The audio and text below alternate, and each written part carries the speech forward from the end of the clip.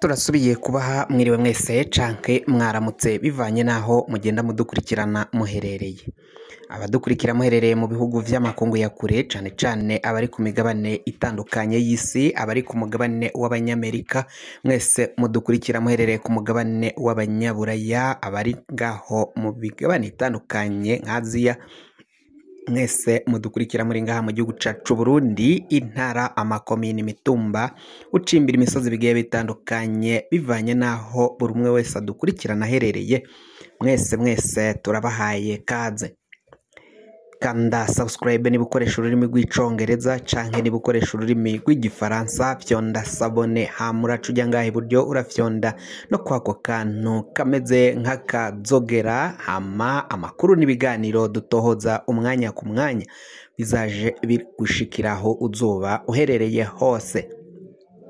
Amakuru asubiye kwiyadukiza ngaho mu gihugu ca Repubulika iharanira intwaro rusangi ya Kongo, haravugwayo inkuru itari nziza na gatoya mu mutekano. Abagwanyi ba Red Tabara, abagwanyi ba M23, abagwanyi b'imikwe itandukanye iriko irabarizwa ngaho muri ico igihugu ca Repubulika iharanira intwaro rusangi ya Kongo, mu ntara zo mu buseruko mu ntara ya Kivu y'uburaruko cane cane ndetse n'intara ya Kivu y'ubumanuko ifise umugwa mukuru i Bukavu, indi nayo intara ya Kivu y'uburaruko ikagira umugwa mukuru wayo canke icicaro cayo kikabarizwa ngaho mu gisagara ca Goma. Amakuru rero ariko aragenda biravugwa ko umutekano mukeyi uri kubarizwa ngaho muri ico gihugu ca Repubulika iharanira intwaro rusangi ya Kongo, uriko urahungabanya n'umutekano mu gisagara ca Kinshasa, igisagara c'umugwa mukuru w'igihugu ca Kongo Kinshasa. Biravugwa ko haravugwayo umutekano mukeyi, haragiye havugwa ko mu minsi w'ejo bundi hari havuzwe ko Generali Kifa yaciye atembagaza ubutegetsi. Agiheza gutembagaza ubutegetsi rero ibintu biravugwa ko biriko bigenda vyunyuka, ibintu birimo birayangara, biraba bibi cane kuri Antoine Felix Tshisekedi. Uyu niwe aramutswa canke atwara igihugu ca Repubulika iharanira intwaro rusange ya Kongo. Igihugu c'u Burundi biravugwa ko naco kitaye kuri songoye, mu gihe bivugwa ko kandi umuhari wa M23 uriko urarikoroza ngaho mu buseruko bw'ico igihugu ca Repubulika iharanira intwaro rusange ya Kongo. Biravugwa ko Sake n'ibindi bisagara vyikomakomeye cane noneho gushikamanga ya ubu M23 ariyo iriko irakontorora canke irabicungera. Amakuru ava ngaho, umuvugizi wa M23 uyu ni Canisius Munyarugero yaciye atangaza ko ibintu bibandanya gukomera cane kandi ko batazohava bava mu ntambara barimo mu ngwano bariko barakora, ko biyemeje urugamba, biyemeje kugwana mu gihe ubutegetsi bwa leta ya Kinshasa, leta ya Kongo butariko buragira ibiganiro canke ngo bwemere ivyo abo bagwanyi b'umuhari M23 bariko barasaba. Umukuru w'ico gihugu kuko turiko turabibabwira, biravugwa ko bitifashe neza, naho atari yasubira kurahira ko ariwe agiye gutwara iki gihugu ca Kongo. Biravugwa ko rero umutekano utifashe neza.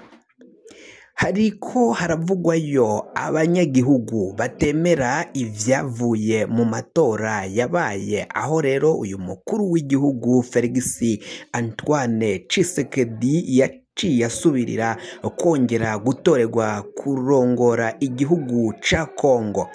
Abenegihugu bari bakunze cane umukandida Moise Katumbi ava ngaho muri ntara zo mu gihugu baciye bavuga ko uyu Tshisekedi atari we yatowe ko yivye amatora.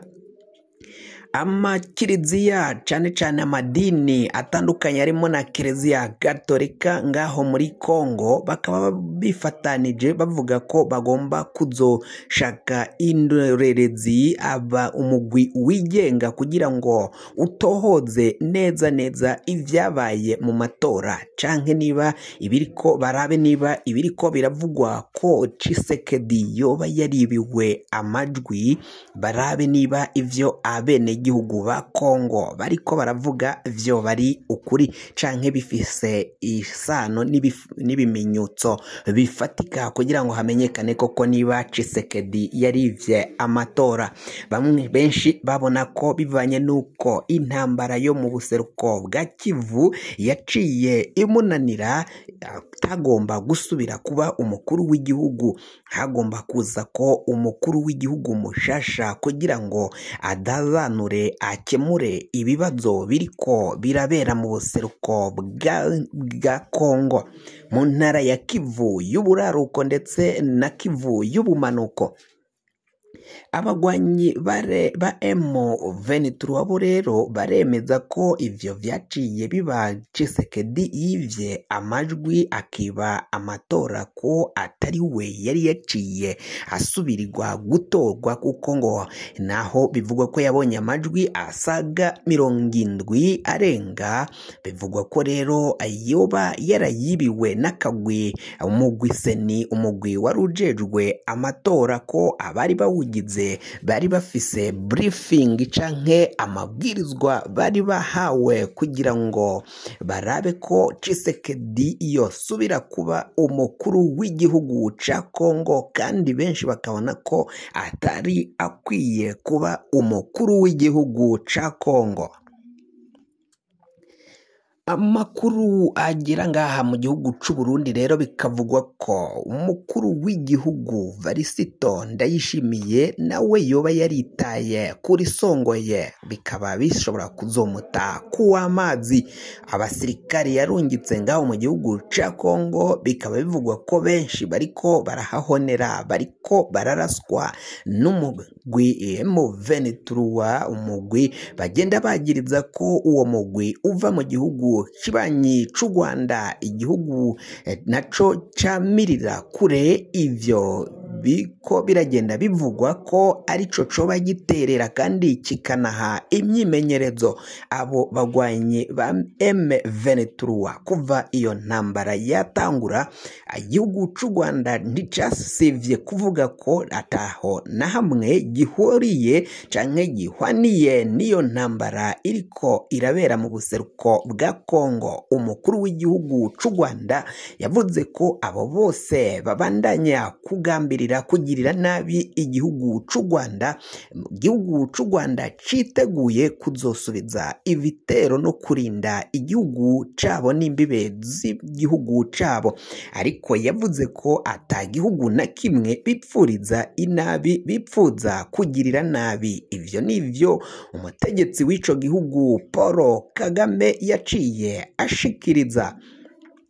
Ni mu gihe kandi Paul Kagame kuri uyu mugabane ndetse no kw'isi hose afatwa nk'umuntu w'akarorero, mu gihe ibindi bihugu vyo bitemera iterambere ico gihugu ahejeje kugishikanaho, akaba ari vyo mvo vyibonekeza ko baba bamwagiriza ko atahandi akura ubwo butunzi atari mu mabuye y'igihugu ca Repubulika Iharanira Intwaro Rusange ya Kongo. Ariko bikaba vyibonekeza ko ari ububeshi bw'abategetsi b'ibihugu baturanye, ahubwo bananiwe gukemura ibibazo vy'abene gihugu, ibibazo vy'abaturage babo bafise, haba mu gihugu ca Kongo ubutegetsi butumviriza abene gihugu, bama bicwa n'umugwi w'iterabwoba FDLR, umugwi w'ivyihebe basize bakoze ihonyabwoko ngaho mu gihugu c'u Rwanda, ihonyabwoko ryakorewe abatutsi